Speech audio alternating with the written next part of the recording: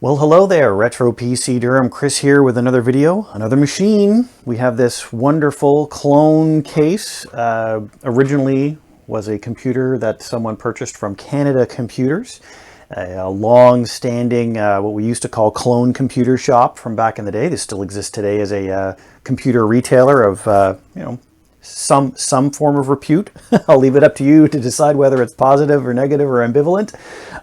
So I got this machine here. The case itself was in pretty bad shape. It needed a little bit of cleaning up. You can see here the front panel connectors, right? The USB and audio connectors that should be here are gone because the actual PCB and stuff that was in there was all broken up and cracked and non-repairable. So I just got rid of it completely. Thankfully though, the power button, and you don't really need a reset button, but the power button was still there and still functioning properly. So added in a couple things here. So I put in a floppy drive, a pair of optical drives. There were either just this DVD drive or nothing in it when I got the case. So it is what it is.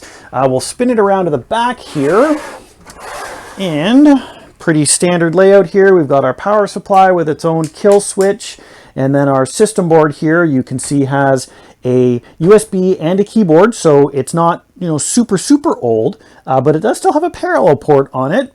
And then we've got dual video outputs, some USB ports, some Ethernet ports, and audio integrated into the system as well. So we are doing onboard video on this one. Unfortunately, no GPU installed on this one. Let's open up the case here and take a look at what's guts going on inside here. Here is our top-down view of the system. We've got our AMD-based processor installed on here. We've got, I think, two 2 gig memory sticks in here. We do have a PCIe slot, so we could install a GPU if we had an appropriate one in here.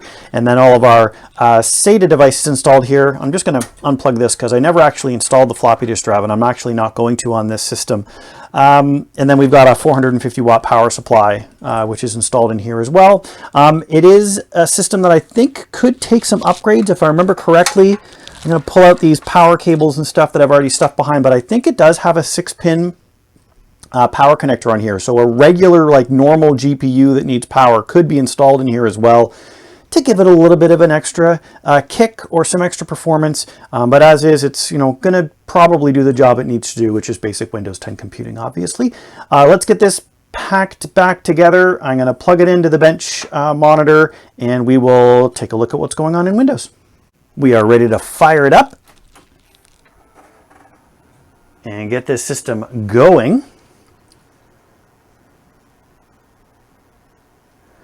So we got that award BIOS. We've got a Phenom 9500 processor in here. So this is a quad-core processor from AMD on this system, which is definitely a bonus to have for one of these older machines.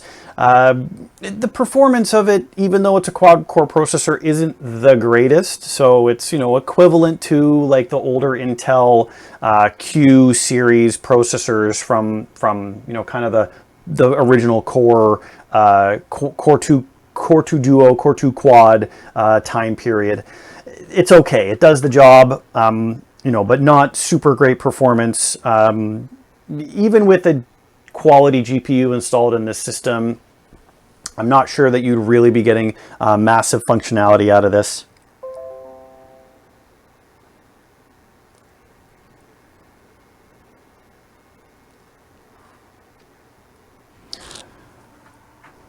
Okay, Windows is now booted up.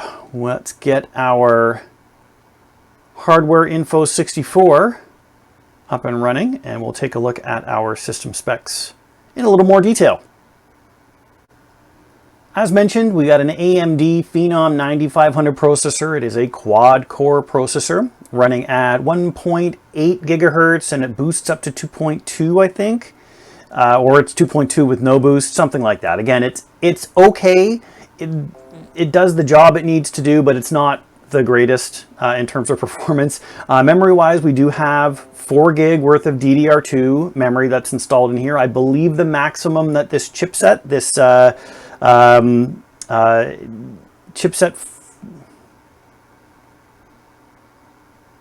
the max that this chipset can handle, I think, might be 8 gig.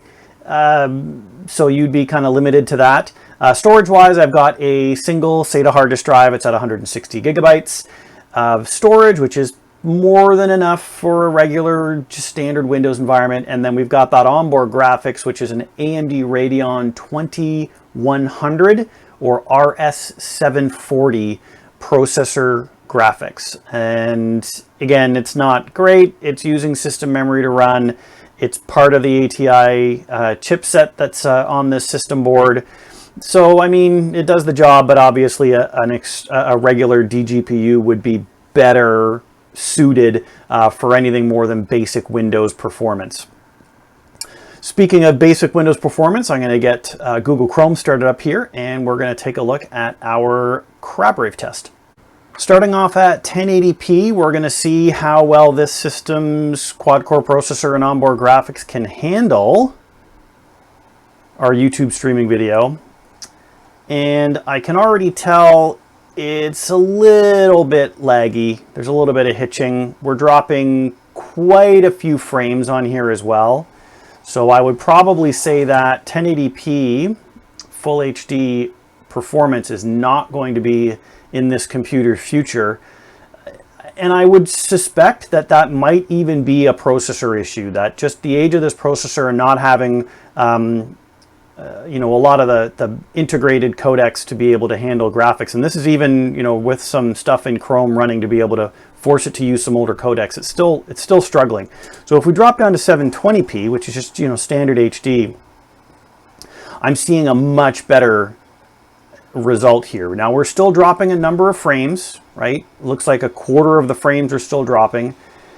And there's a little bit of hesitation. Things are still a little bit, you know, they're just a little bit laggy in terms of the performance.